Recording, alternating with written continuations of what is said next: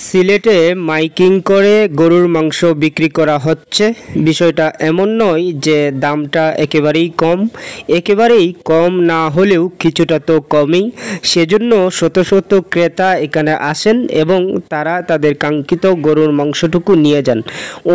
অনেক ক্রেতা এখানে আসেন, অনেক ক্রেতা আসতে চলেছেন, অনেকেই নতুন করে আসছেন।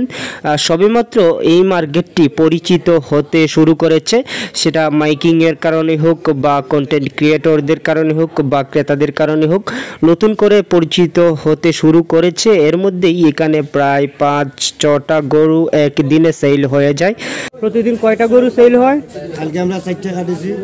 কালকে 4টা গরু সেল হয়েছে আর আজকে 5টা হওয়ার সম্ভাবনা আছে।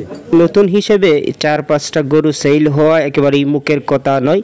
যদি এই ধারাবাহিকতা অব্যাহত থাকে তাহলে অচিরেই এখানে হিউজ পরিমাণের ক্রেতা আসবেন এবং ওনাদের গরুর পরিমাণটা এখন 5টা লাগলেও এর চেয়ে 4-5 গুণ লাগবে সামনের দিকে।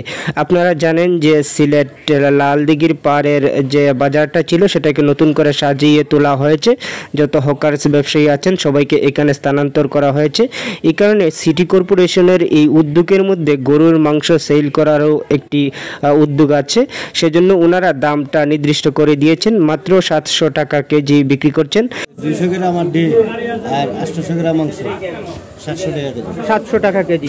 দামটা একেবারেই কম নয়, আবার একেবারে বেশি নয়। সব ধরনের ক্রেতারাই ক্রয় করতে পারেন। সেজন্য অনেক ক্রেতা ওখানটায় আসেন এবং তাদের মাংসটুকু নিয়ে যান। বর্তমানে সব কিছুর দাম যেভাবে বাড়ছে সেটা বলার অপেক্ষা রাখে না যে আমরা যারা সাধারণ ক্রেতা আছি তারা সব দিক দিয়ে একটা ভোগান্তিতে আছি। সেখানটায় দাঁড়িয়ে সিলেট সিটি কর্পোরেশনের এমন উদ্যোগকে আমরা স্বাগত জানাই। আমার ভিডিওগুলো যারা দেখছেন তাদেরকে আমি আহ্বান জানাবো, যারা সিলেটের আছেন তারা যেন সিলেট লালদিঘির পাড়ে এসে বাজারটুকু করেন, মানে ঘরের যা প্রয়োজন।